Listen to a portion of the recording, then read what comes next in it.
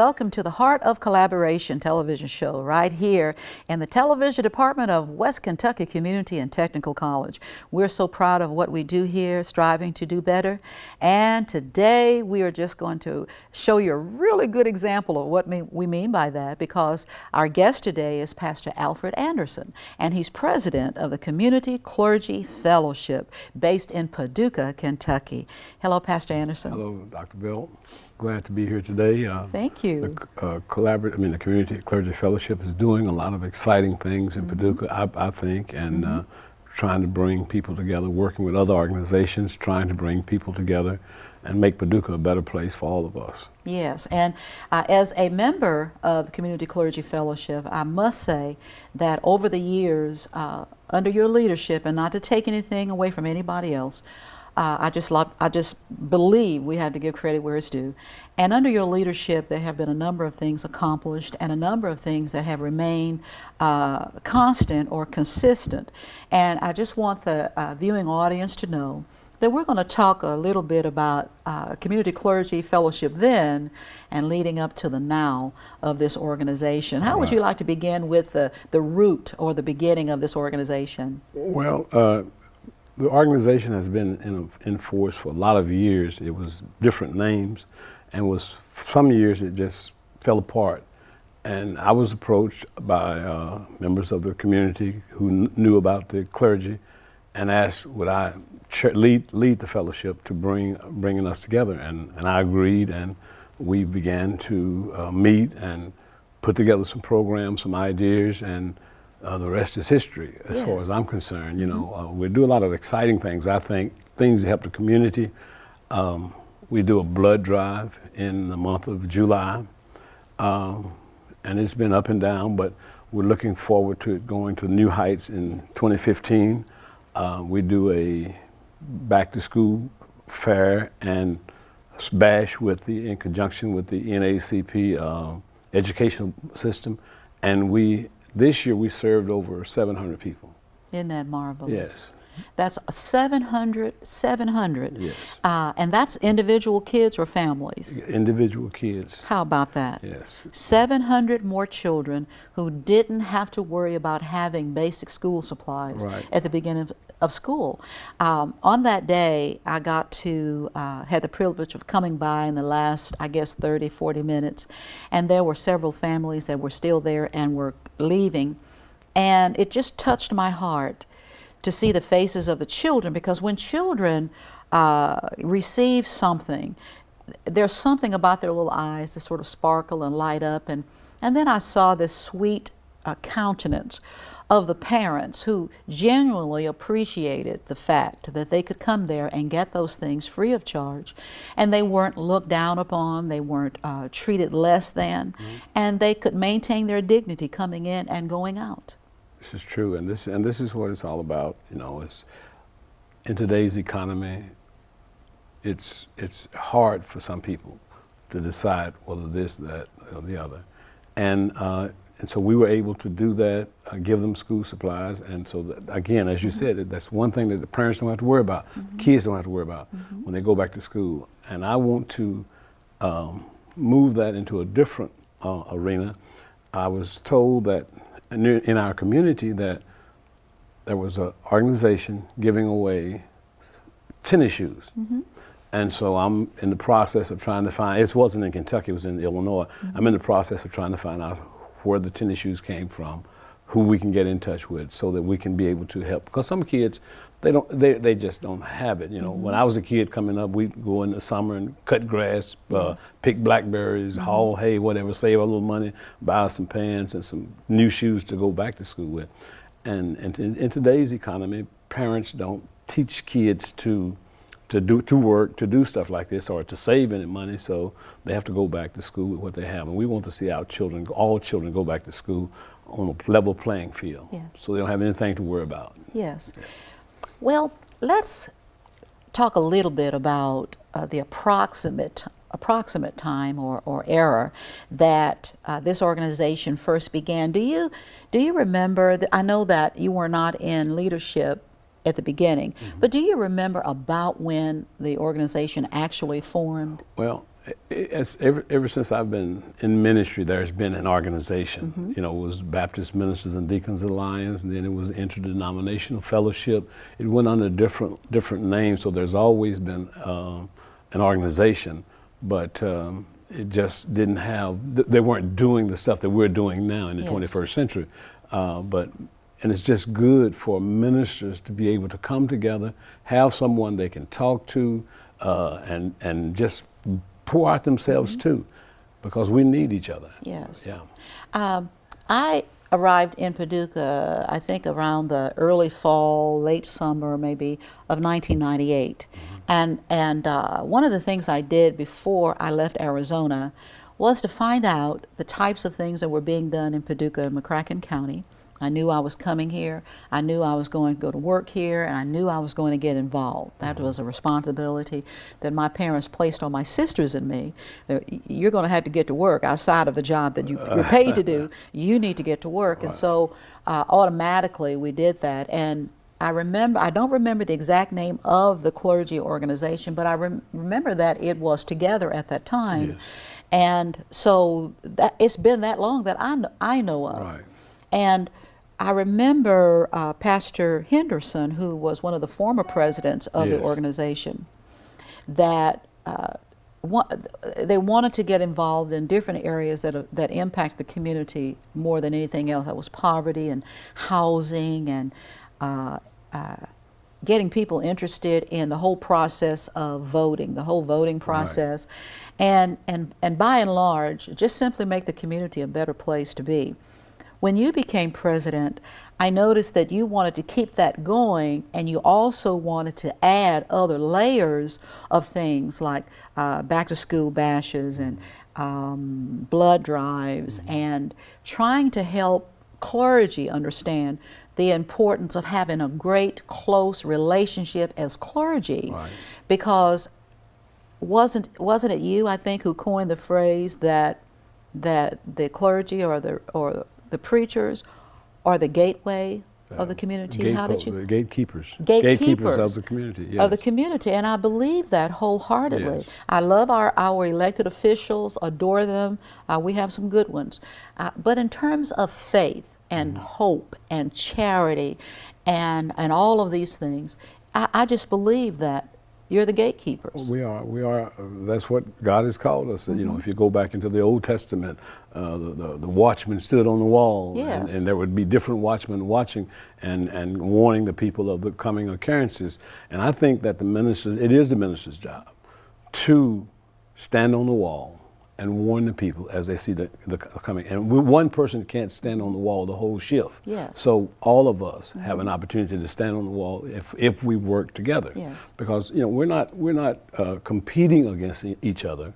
We're complementing each other. Yes. That's what we're doing. You know, that's what Clergy Fellowship is all about. It's complementing each other, helping each other up the ladder.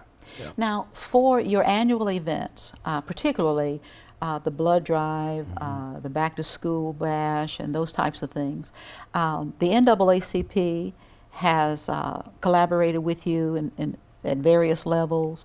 The Delta sorority organization, and are there others? Yeah. See, one of the things that we spent about anywhere from $3,000 to $5,000 on school supplies.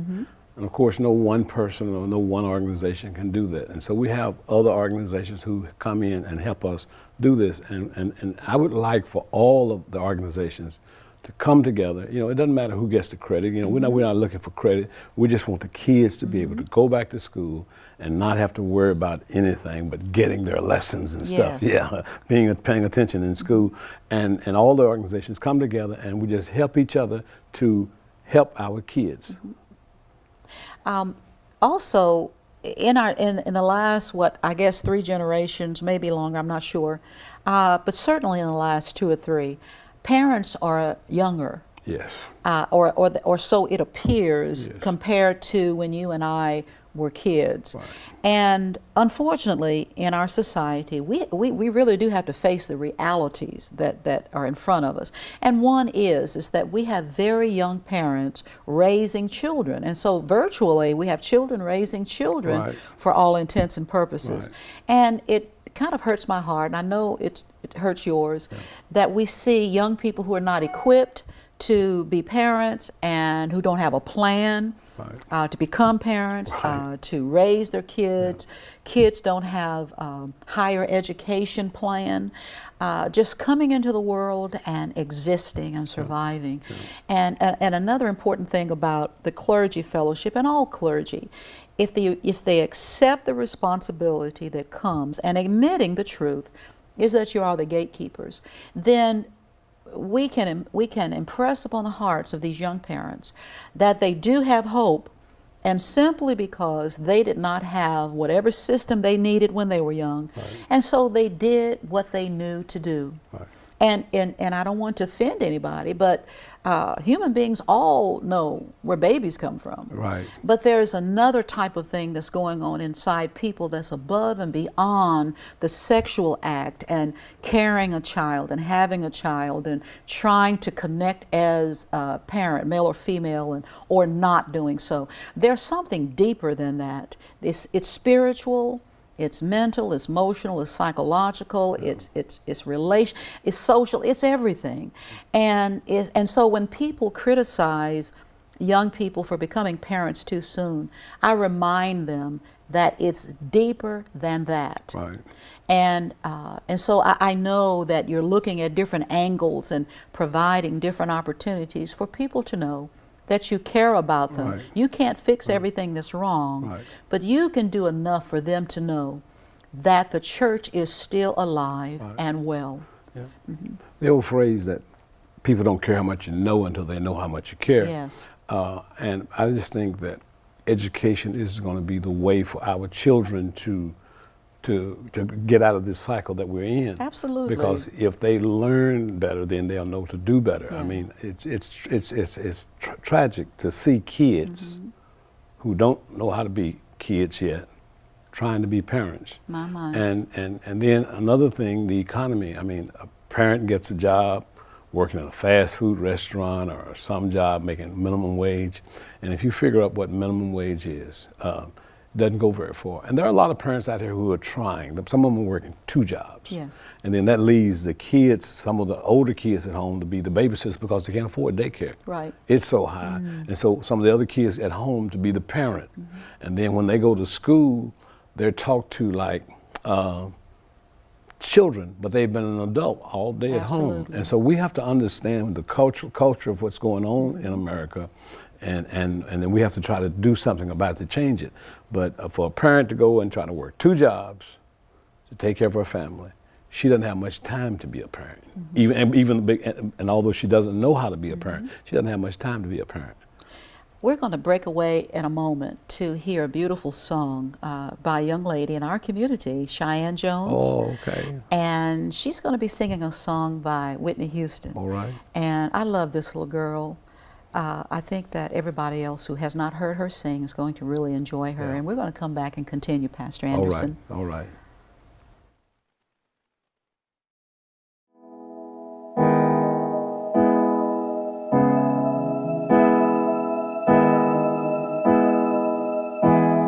As I lay me down, heaven hear me now. I am lost without a cause, after giving it my all. When the storms have come and darken my sun, after all that I have been through, who on earth can I turn to? I look to you. To you, Jesus, and melodies are wrong. In you I hear a song. I look to you, I look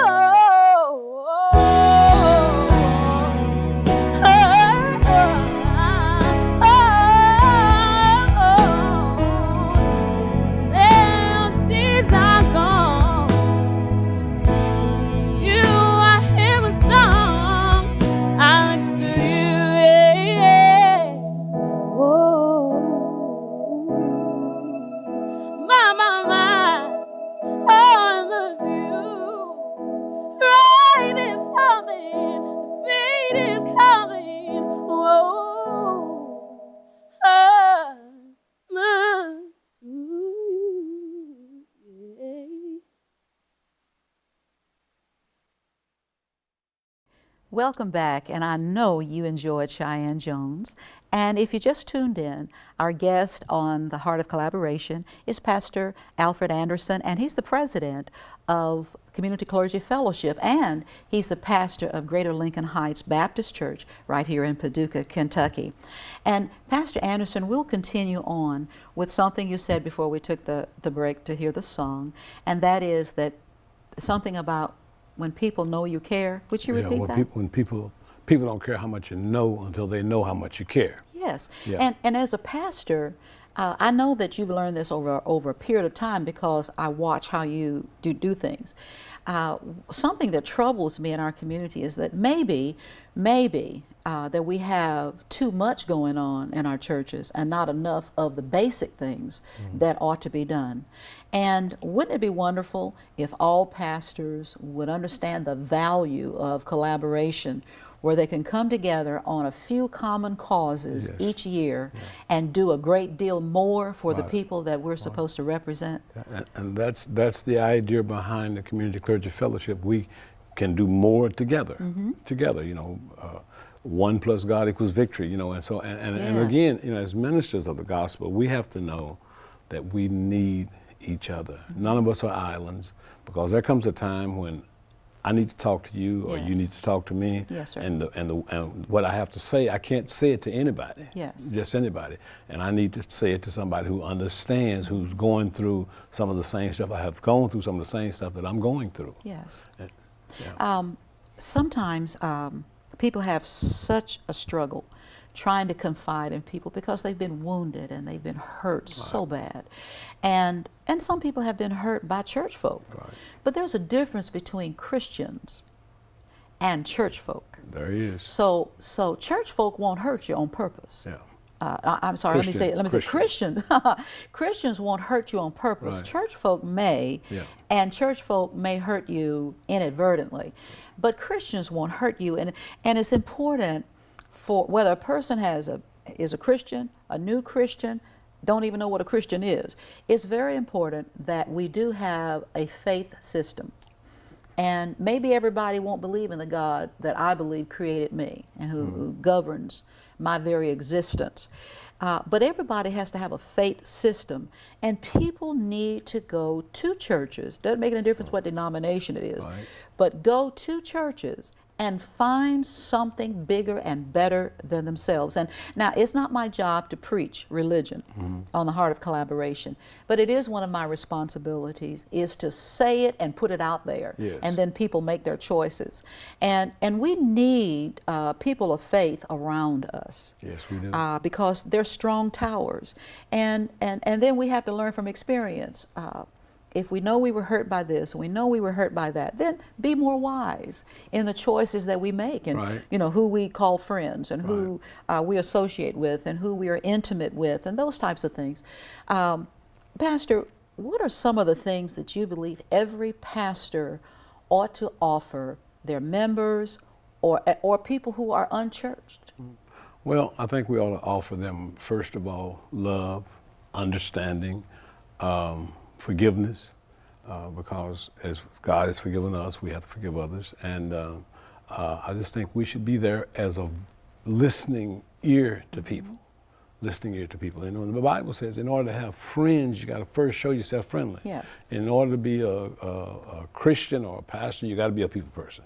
You got to like people. Yes. You got to enjoy being around people. You don't have to do what people do, but you have to enjoy being around them. Enjoy their hurts become your hurts, their joys become your joys and stuff. And so that's where I'm trying to push the Community Clergy Fellowship into, that we're concerned about not just what's going on in one church, but what's going on in all of our churches. Yes, indeed. Because we're kingdom people, and we're not church people, we're kingdom people. We're working for the kingdom. And so the kingdom is bigger than all of us. And so that's what we're trying to get. But in November, November 3, 4, 5, we're having our citywide revival again.